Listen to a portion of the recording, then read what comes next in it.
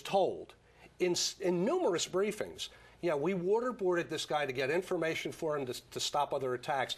Democratic leadership in Congress was fine with it.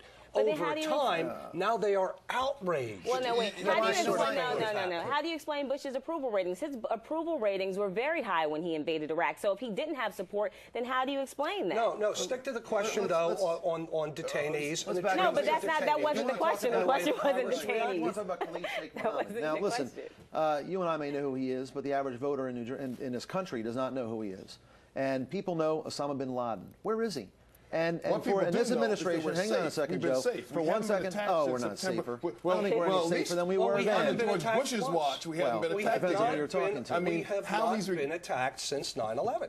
How he's regarded will have a lot to do with what happens going forward. If we get attacked in the next 2 years, God forbid it should ever happen again, but if we get attacked by some foreign force that is not handled well, that'll have a whole lot to do with the way George Bush is seen when that happens. We have had, in fact, every day, in one form or another, I beg to differ with you, Professor, on this issue, because, and I have immense respect for you, and we talk about this issue, and we talk about we haven't been attacked on U.S. soil. I beg to differ with you on that. We have been attacked. We've been attacked every day in one form or another in Afghanistan or in Iraq. Our troops, our men and women, our mothers and fathers, our brothers and sisters are over there. And hold on, even now. No. There are deaths that still occur over there. Prior to the toppling of Saddam, who does that impact? But we had been attacked every day in Iraq. Let me finish. One thing that I disagree with you on is you say we're not attacked. We have families over here that are suffering every day because of the loss of a loved one, because of what's happening every day in Iraq and Afghanistan. And so we are being attacked here. Let's face it. Let's be realistic about it. Prior to toppling Saddam, every day, our forces were being attacked by the Iraqis. Every single day. Steve, you pointed out that people don't. You pointed out that people do not know who Khalid Sheikh Mohammed is. They don't know a lot of things. But this is what they know about their everyday lives when it comes to this one specific area on security. Everybody thought we would be hit again on our own territory. We were not. That does count for something. It wasn't a mistake. Terry, you do have to give credit where credit is due. The fact is that we have, as a nation, remained safe, at least within the borders of our homeland. And Steve's point about, losing loved ones every day is a good one, but still, can you give President Bush credit for maintaining homeland security? I mean, I think a lost American life is still a lost American life. So I very much agree with Steve.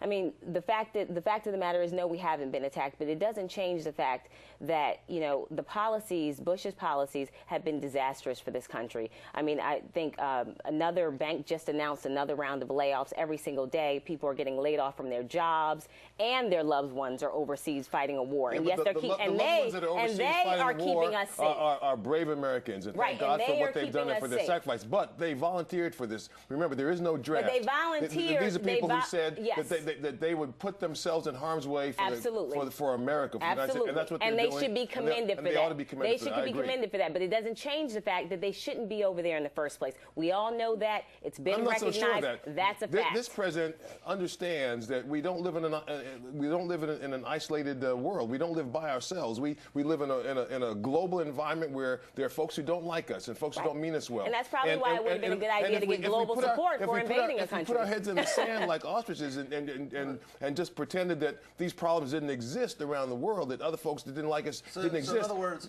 that wouldn't change it. That George Bush, the father George Bush, 41, fought against the police state. He fought against East Germany and the Eastern Bloc countries and the Soviet bloc. And I worked in his White House. And I understand that. And that's why I bring this up. For that